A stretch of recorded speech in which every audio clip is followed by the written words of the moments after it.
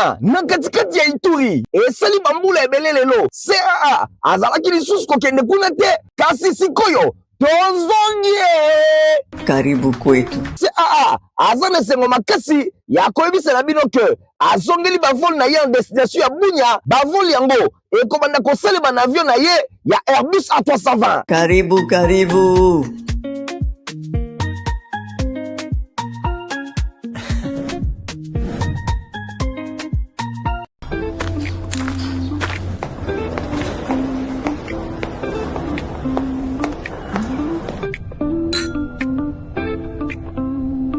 Reprise ya vol CA1 na Kolwezi et zongi déjà à partir il y a le 13 avril 2026. Bon réserver déjà ba place na bino.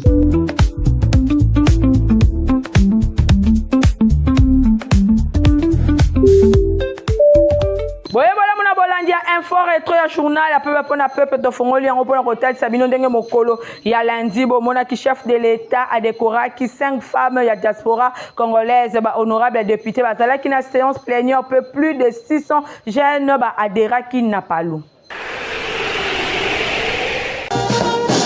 Chef de l'État Félix-Antoine Tshisekedi Tshilombo a décoré ki week-end eleki 5 femmes bauti na diaspora ya République démocratique du Congo oyo bazalaki eli na région ya Bruxelles pour un parcours exceptionnel na bango pe engagement elongo na réussite na bango oyo ezali kopesa lokumu na mboka na bango esika bauta République démocratique du Congo. Ezalaki bongo Madame Jeanne Nyanga Lumbala, assistante parlementaire, Madame Keto Bomele, conseillère communale, Madame Ngoy Moutiebele, députée fédérale, Madame Gisèle Mandaïla, conseillère et collaboratrice et présidente du parti de filles, Madame Dora Ilunga, et Chevine en charge notamment ya emploi bango nyonso bazalaki bongo admise na ordre national ya léopard oyo ezali grade ya chevalier na ordonnance présidentielle numéro 26/032 ya le 14 mai 2026 oyo etalisike et kotisi bango na rang ya likolo awa na République démocratique du Congo. Ezali kotalisa ke chef de l'état Félix-Antoine Tshisekedi Tshilombo liso na ye ezali pe kotala ba congolais oyo bazali kosala libanda ya mboka atako misusu ba changer ba nationalité kasi origine na bango ezali bongo République démocratique du Congo tango nyonso mère patrie na bango epai wapi bango bauta bakoki kobosa na bango te kombo ya République démocratique du Congo ezali pe komata bisika nyonso bango bazali kozala ndetine ya décoration oyo chef de l'état Félix-Antoine Tshisekedi Tshilombo asalaki na honneur na bango.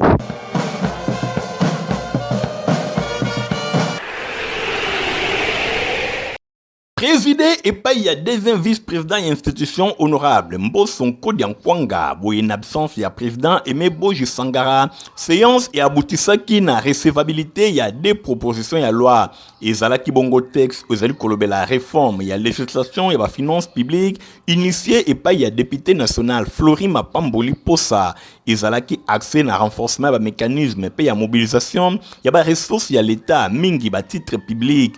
Deuxième proposition il y a loi ezalaki bongo ya recherche scientifique et technologique ezalaki porté et pas ya député national Dorothée Madia et visa ki mingi actualisation ya cadre juridique pe ko adapter yango na ba évolution scientifique et institutionnelle. Après débat, puis ba réponse oyo et pesamaki, ba auteur ya proposition na plénière, bango ba déclarer ki yango recevable, ba texte oyo proposition ya loi pour na ba finance publique ezalaki envoyé na commission Ecofin pe oyo ezali kolobela recherche scientifique et technologique yango et pesamaki na commission socio-culturelle pour na délai ya 3 jours. Ba député bango ba auditionnaki pe ba adoptaki rapport ya commission environnement pe ba ressources naturelles pour na oyo etali ba réforme ba principes fondamentaux ya agriculture ezalaki présenté et pa ya député national Soumei Kitenge na bokambemi ya commission présidé na honorable Adrien Bokele Djema. Séance plénière bango bazalaki pe lisusu marqué na ba morceau d'information mingi na oyo etali ba préoccupation politique pe sociale lokola ba présumé intimidation ya ba élu pe ba incident oyo ezalaki signalé Namboka Kasenga na Okatanga. Deuxième vice-président ya chambre basse ya parlement Christophe Mbosonko d'Ampoanga a rappelé qu'il na occasion ba garantie constitutionnelle pe respect ya ba règles républicaines plénière oyo ezalaki bongo na cadre ya continuité ya travail parlementaire en faveur ya renforcement ya cadre législatif pe ya contrôle na action publique.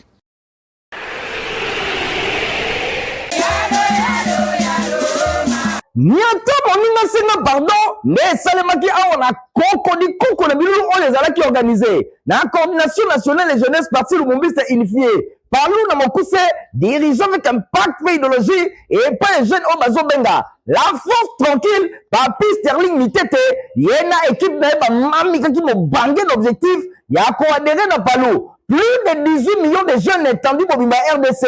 Un temps milule bandakate bandi. Na journée kaka samedi 16 mai, ndenge kaka boza komona 608 jeunes mokoka. Ba koti tout pe ba adhérer na parti Lumumbisa unifié palou na mokuse. Ba remplir ba fiche d'adhésion na impact ya kosakana te.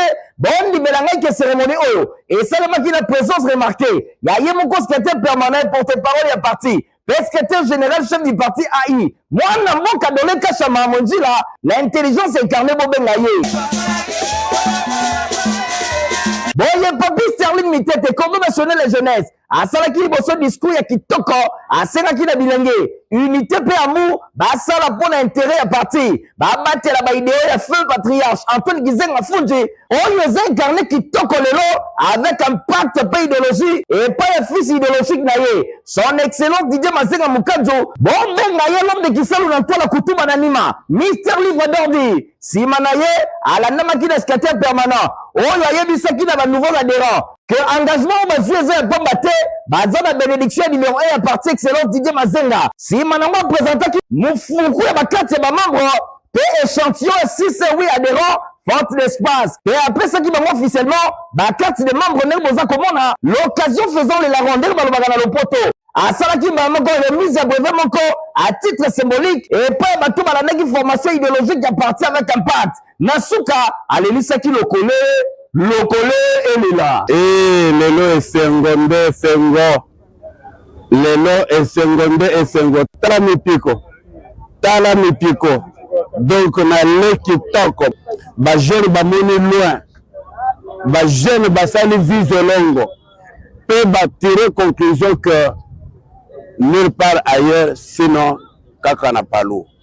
Biso nyonso batali mokonzi ya parti ye moko mama na jeune ya mufude le peuple baye epai nanga mokitani na ye deux fois te bana palu totali ba nyonso bavandi awa ye moko tambisa kamera otala mubange moko aliawa te au parti ya ba jeune au parti ya ba mbiaka me ba jeune tozali ba mbiaka poto na 62 ans d'âge ba jeune baya ebele ba koto na palu slogan na biso na jeunesse ezali jeunesse ela mukapo esala nini e koto na palu. Ah oui, excellence Didier Mazenga Mukanzu, l'autorité de référence ya palu, secrétaire permanent dans le Kachama, bossi la force tranquille papi mitete na coordination de nyonso ya jeunesse malamo Pode kikwit bisika ndenge na ndenge sika leka atali sabo kasi na yebi tala lelo yo fuya libosi opération 18 millions d'adhérents na palu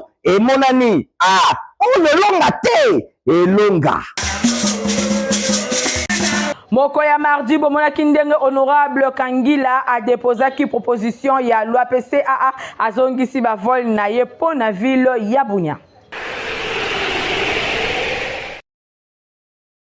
Député national Prince Kangila Kawele a déposé Kimingi na bureau ya Assemblée nationale proposition ya loi oyo ezali ko modifier loi numéro 15/022 ya code du travail na nzela ya texte oyo Elia Changu azali ko intégrer régime juridique spécifique ya personnel domestique secteur oyo ezali dominé na informalité na République démocratique du Congo oyo bazali concerné na réforme oyo ezali ba chauffeur personnel ba nounous ba femme de ménage pe lisusu ba gardien de parcelle oyo ba conditions de travail na bango ezali ko échapper mingi na encadrement légal structuré selon député alobi objectif principal ezali ko réglementer ba relation entre ba employeur et longo na ba travailleur domestique pour na ko garantir davantage protection sociale pe dignité n'exercice ya ba métier na bango. Proposition oyo ezali ko tia mingi accent na accès na ba soins de santé, amélioration ya ba conditions de travail, reconnaissance ya ba droits fondamentaux pour na catégorie oyo ya ba travailleur.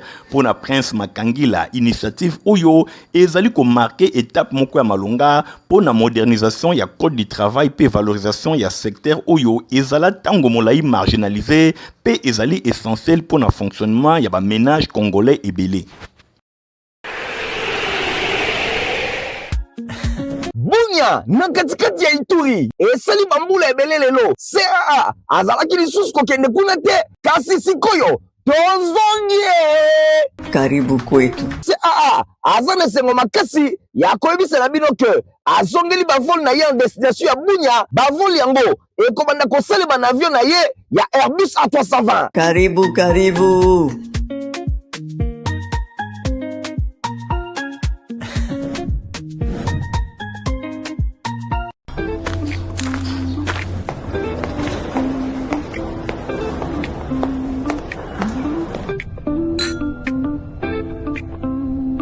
Reprise ya vol CA1 na Kolwezi ezongi déjà à partir ya le 13 avril 2026. Bon réserver déjà ba place na bino.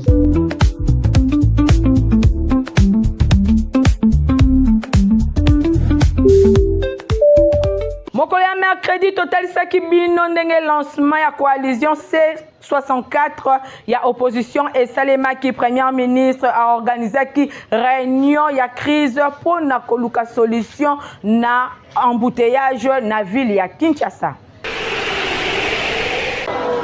Basanganaki mokolo ya mardi 19 mai 2026 na salle ya spectacle ya collège Boboto ezalaki bongo groupe ya ba opposants basangani pona kotelemela changement ya constitution awa na République démocratique du Congo avant l'élection ya 2028 ba créer coalition moko babengi C64 c'est-à-dire coalition pona ko appliquer article 64 ya constitution ya République démocratique du Congo ezali bongo ba opposants lokola Martin Fayulu leader ya ICD, Delis Sanga, leader ya parti politique en vol, Jean-Marc Akabound, leader ya parti politique Babengi Alliance pour le changement, Augustin Matata Pogno, leader ya parti politique Babengi LGD, bango nyonso basangani pona kotelemela la constitution ya République démocratique du Congo ezala changer te. Bosimba pe boye bakesali ya spectacle ya collège Boboto et tondaki na ndenge ya kosakana te, ba militants ya ba différents partis politiques bazalaki ebele, même ba structure ebele ya société civile nde bazalaki wana atambolaki makolo accompagné na ba militants na bango kino na salle de spectacle ya collège Boboto et pa wapi déclaration etangamaki pona kotalisa ke bango nyonso batelemi balobi non na changement ya constitution et sukaki wana te coalition 64 ba signaki pe ba fiche sur place pona kolakisa bango nyonso ba leader oyo appartenance na bango na kati ya coalition 64 to PC 64 elongona Moïse Katumbi, Augustin Matata, Jean-Marc Akabound, Delis Sanga, Martin Fayulu, pe ba personnalité ebele balobi et sengeli population a telema, population a se mobiliser pour na ko faire échec na makambo nyonso oyo ezali koya pour na changement ya constitution. Ndi na suka ya cérémonie, quelques personnalités bazanga kite ko pesa ba point de vue na ba. Constitution ezana problème te solide, problème des ali monsieur Félix Antoine Tshisekedi. Alors pays oyo pour etika la kimia, il faut toti ya pango. Merci. Dolo beloko clair, a kotika lo simba constitution ko rien. Ata mukolo mote. Akotika na osala ngote. Nenga za wana. Akende, atika na biso constitution ngo ba ndenge za elaki. To sire mingi na ba pasteur. Yo pasteur. Deba ndimina yo. Okota tema ma constitution comme dans Bible. Constitution na biso buku likunzi ezali buku moko ya malamu. Na kati na ye a prévoir ndenge nini tokokende na maponami. Na kati na ye a prévoir ndenge nini tokosalaka révision, ndenge nini toki ko appliquer référendum. Eza lelo te nde bakolakisa biso kosala mukanda mosusu organiser référendum. Biso tolobi boye. biso bayi politique oyo ya opposition 2028 tokokende maponami tolobi lisusu boye constitution na biso buku likonzi akozwa changement ata moko te.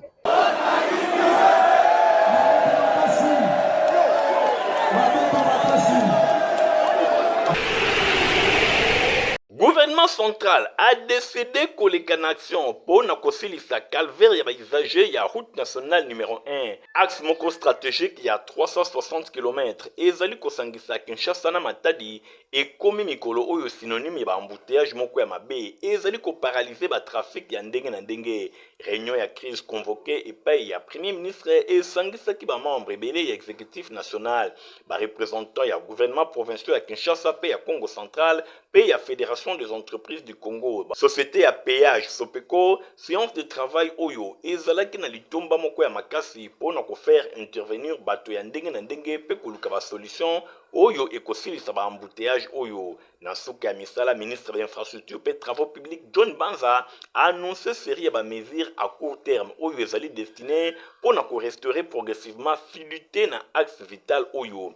Déploiement ya unité spéciale ya la police na ba lieu spécialement epai wapi misala ezali kosalema na Kasangulu pe na niveau ya triangle ya cité verte. Deuxièmement, débit effectif ya misala ya contournement. Puis troisièmement, alobi ba ko analyser possibilité ya koza na ba guichet avancé na ba poste ya péage ndenge ministre atalisi. Ba embouteillage oyo ezali ko provoquer ba perte économique mingi ba transporteur pe ba opérateur économique bazali bongo confronté na ba retard prolongé. Aussi ya ba coût ya transport pe ba difficulté ya approvisionnement entre Kinshasa na Matadi. Nde na réunion premier ministre atalisi détermination ya kozwa à bras le corps question oyo ekomi bongo préoccupante pour na ba milliers ya baisager ya route nationale numéro 1. Implication personnelle ya chef ya gouvernement ezali kotalisa volonté ya ba autorité ya koluka ba solution moko ya malonga pe na lombango pour na crise oyo ezali ko perturber ba échanges commerciaux entre Kinshasa na Congo central. Présent na Masolo oyo Célestin Tangamo, vice-président ya comité professionnel ya ba transporteur pe administrateur ya FEC a commissi initiative oyo. Alors, il a apprécié l'initiative du Premier ministre d'organiser réunion oyo et permettre que ça va mesure kaka na lombango pour un impact moko visible boy na court terme pour na komeka ko régler situation oyo pour na Premier ministre a marché ba mona été durant ba échange il y a eu ba décision malonga oyo ezali lié mingi na financement pe na logistique ya ko accélérer ba intervention. Célestin Tangamo a sengi na ba usager ba transporteur ba respecter ba mesure ya encadrement oyo ekozwama. À partir ya lobby et causation na perturbation te circulation et kozonga na ndenge ya malamu même bisika misala ezali kosalema alors bazali kosenga na ba chauffeur bazala prudent ba respecter ba consigne nyonso. Réunion ya crise oyo autour ya RN1 ezali bongo na droite ligne ya programme d'action ya gouvernement 2024-2028 mingi na pilier 3 na yango ezali consacré na aménagement ya territoire national pour la connectivité maximale, pour l'assainissement de la ville, pour réduire l'embouteillage, pour soutenir la croissance économique. Dans la première mesure, où dans l'Ombango, l'exécutif central a restaurer la fluidité, il y a un axe stratégique pour protéger l'activité économique, pour améliorer les conditions de mobilité de la population entre la capitale et la République démocratique du Congo et la province de Congo central. Mokole ya jeudi nde bomonaki ndenge nini premier ministre azalaki ko participer na semaine africaine kuna na Paris pe bomonaki ndenge secrétaire exécutif ya Forec asalaki bongo mission na Okatanga ba élève ya complexe scolaire Mama Pemba bazalaki bongo na visite na échangeur ya Limete. Na kombo ya vice-premier ministre pe ministre ya économie nationale Daniel Mukoko Samba, le secrétaire exécutif ya fond ya réforme économique Forec na Mukuse Jean-Paul Nemoyato akambaki mission moko officielle na ville ya Lubumbashi na province ya Okatanga du 29 au 6 mai 2026 ezalaki bongo pour la mise en œuvre ya programme gouvernemental na oyo etali marché intérieur na bokominaye na ville de Lubumbashi abandaki mbala moko une série ya ba rencontre elongo na ba producteurs locaux lokola ya African Mining Company Congo, Jambo pe Go Congo, ba entreprise ya SARL, ba entreprise agroalimentaire oyo bazana ba étendu moko minene ya ba terre agricole oyo ezali mingi dédié na culture ya masango. Nyonso wana masolo ya malonga elekaki. Délégation akendaki pe ko visiter ba installation na bango awa ba monaki ke bazana ba minoterie moko industriel moderne ba silo pe ezana ba grande capacité pour na kosala mosala ndenge bazali kosala. Samedi 2 mai 2026, délégation akendaki ko visiter ba entrepôt na bango lokola ya ba entreprise lokola Umoja Group, African Mining pe lisusu ya logistique. Nyonso wana etalisamaki lokola ya BTC Group, Trading SARL, bazali bongo na ba capacité ya ko produire ba 6000 tonnes ya masango ndenge ezali kotalisama. Bosimba ke mission ya Forec ezali mingi ko viser kotia bongo na mosala vision ya chef de l'État Félix Antoine Tshisekedi Tshilombo oyo azali kolinga protection ya pouvoir d'achat ya population, diversification ya économie, ko valoriser économie ya République démocratique du Congo. Mission ya Forec ye azali wana pona ko assister gouvernement na oyo etali stabilité ya ba prix na marché pe ko battre la pouvoir d'achat ya population pe ko éviter makambo etali dépendance na oyo etali consommation. Bosimba pe boyebake ba consultation ya ndenge na ndenge esalemaki sur place yango ekoyeba na ko aboutir na protocole d'accord oyo ekozala signé entre Forec et l'ongona ba producteurs locaux. Boye ministre provincial ya économie ya province ya Okatanga yepe apesaki ba impression na ye na sima ba consultation et l'ongona délégation ya Forec. La mission, elle est importante dans la mesure où elle vient justement consolider la démarche que nous avons entreprise sur le terrain, comme je l'ai dit, pour lutter contre la vie chère. Ce qui rentre ce que le chef de l'État justement a décliné dans son programme d'action implémenté par le gouvernement national. Je pense que c'est depuis 2 mois que nous sommes dans cette crise. Donc nous sommes venus en appui des efforts du gouvernement provincial pour proposer une subvention à la consommation. Et nous sommes là pour appliquer la politique du gouvernement.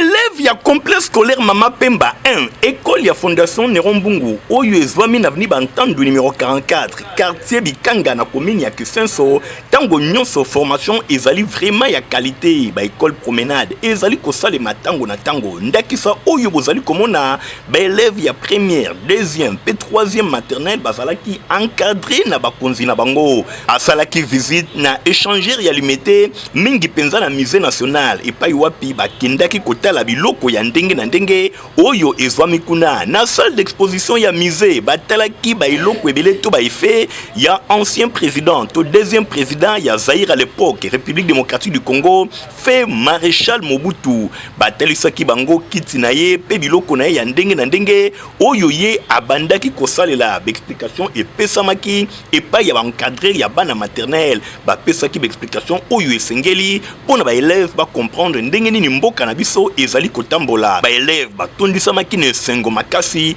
toujours na même encadrement bakendaki pe na mausolée ya premier ministre ya République démocratique du Congo Patrice Emery Lumumba awa ba expliquaki na ba élève ke azalaki premier ministre ya mboka na biso pe azali héros national batalaki mausolée na ye ezalaki occasion moko pona ba élève pe batuna mituna ya ndenge na ndenge pamba te bayokaka tango nyonso kombo ya Patrice Emery Lumumba. Très bien, on s'arrête ici.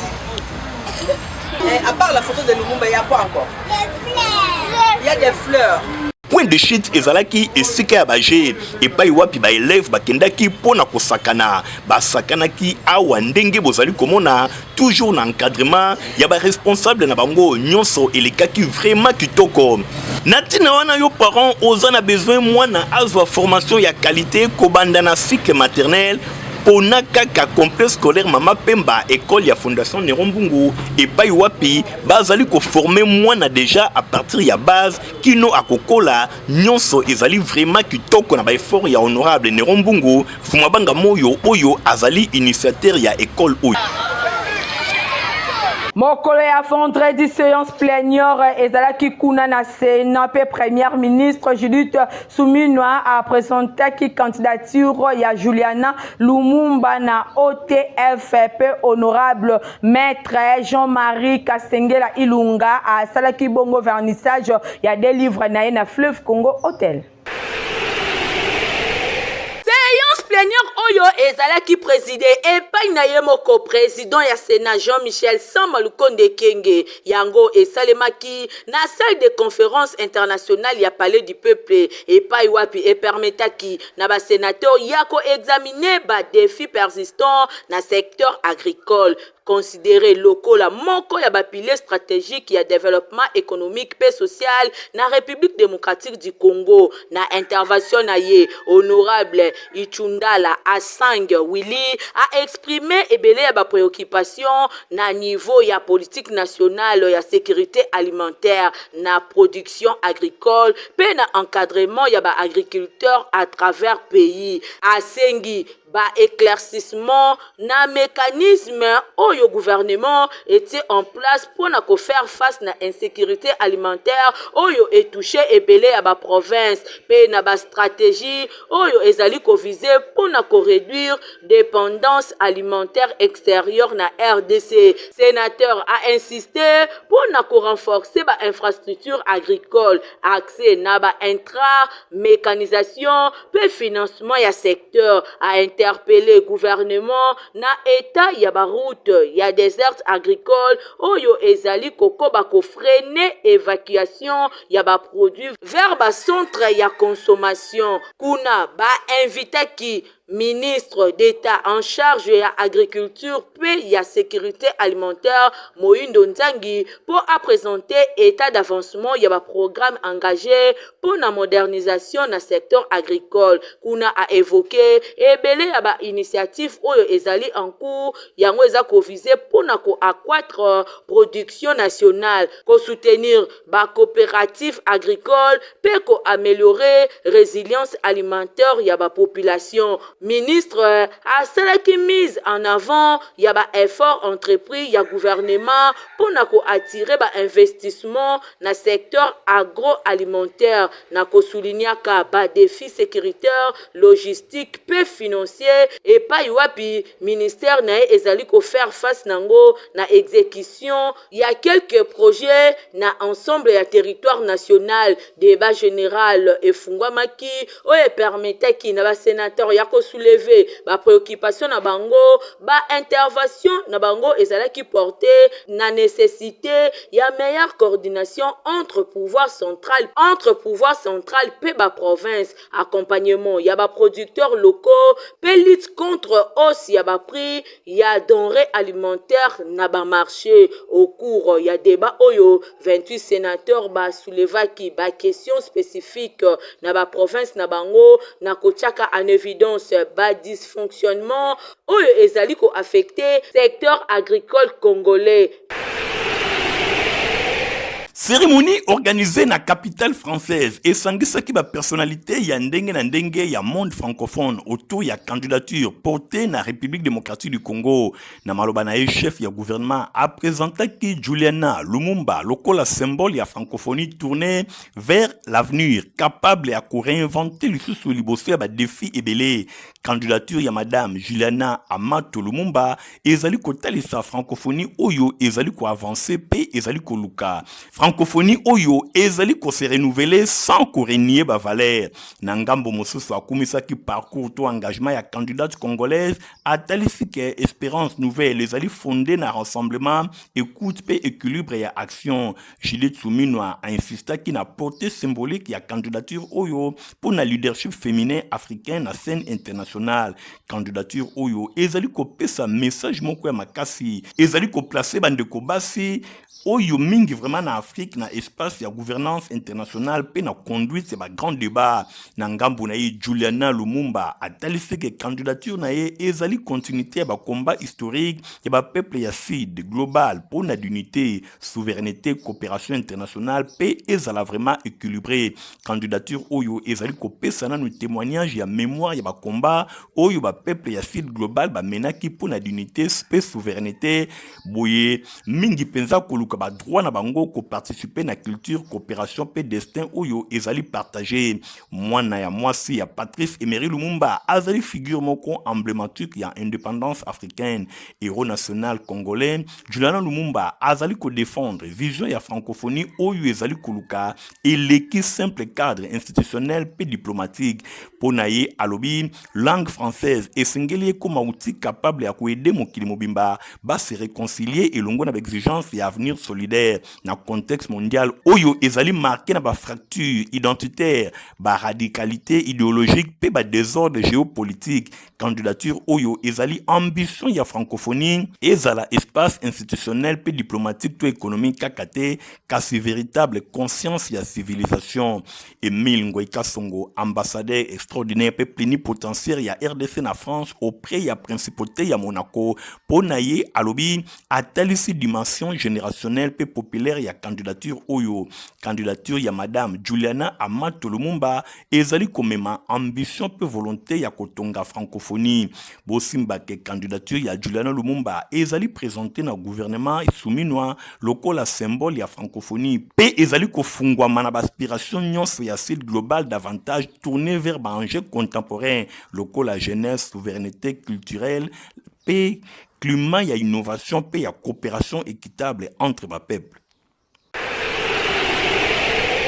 Cérémonie haute en couleur, il y a vernissage, il y a des ouvrages oyo et salema qui na présence il y a ba autorité ya ndenge na ndenge kaka ndenge bosali komona présentation il y a maison d'édition et salema qui kitoko directement professeur Nicole Tumbabwacha a celle qui mise en lumière il y a premier livre oyo ezali bongo de la nécessité d'un verrou protecteur de l'intégrité territoriale par la révision constitutionnelle. Pe professeur Tumbaluaba Lumu Alphonse ye nangambo na ye a celle qui mise en lumière il y a deuxième livre oyo ezali des arrêts controverses de la Cour constitutionnelle, force, faiblesse et la problématique de l'exécution de la peine des travaux forcés. Nassima honorable maître Jean-Marie Kabengela Ilunga auteur yaba ouvrage kitoko oyo azwaki maloba pona kosala ba résumé nango moment ya kitoko ezalaki nde baptême ya ba livre oyo esalemaki kitoko avec impact pe idéologie. Na micro ya info lingala bolanda ndenge honorable maître Jean-Marie Kabengela Ilunga auteur ya ba ouvrage oyo ndenge alobi. Après avoir fait une étude comparée entre notre article 220 et les articles 175 de la Constitution de la République du Niger, je constatais que les dernières dispositions sont des dispositions verrouillées parce que ces dispositions-là ont un quatrième alinéa qui interdit qu'on puisse réviser la disposition verrou. Donc la disposition verrou, c'est verrouille. Osimba peboye bake ba des ouvrages baptisés oyo et kendaki directement na bibliothèque ya chef de l'État Félix Antoine Tshisekedi Tshilombo et Yokani. Et là, on est ici, là, quand il y a un fort rétro, il y a un journal pour la peuple yango et comme une souka, ce qui vraiment vous c'est là qui nango, vous pouvez mingi mingi merci na Nathalie Kaila Kapenda, oyo azala qui na édition na caméra, tozala qui na Igor Ntingi pe Fabrice montage et Simba Maki na Fabrice Lundombi journal, il y a peuple pour la peuple ça supervisé et pas il y a hérité ma pine bandeko boti kalamalam. Au revoir. Réalité, CAA, Compagnie africaine d'aviation, Fumu, pas de temps mort, Namasolo Yamapata, Rafale toujours, Botu Nangani Nye, number 1 Yamapata, CAA, Azongisi Bavol Naye na Bunya. Déjà, le 20 avril, Oyo, Bosepela, Kinshasa, Bunia, 3 fois par semaine, veut dire lundi, mercredi, et samedi. Bavoli Oyo, et kozala effectué na Airbus A320. Karibu, karibu.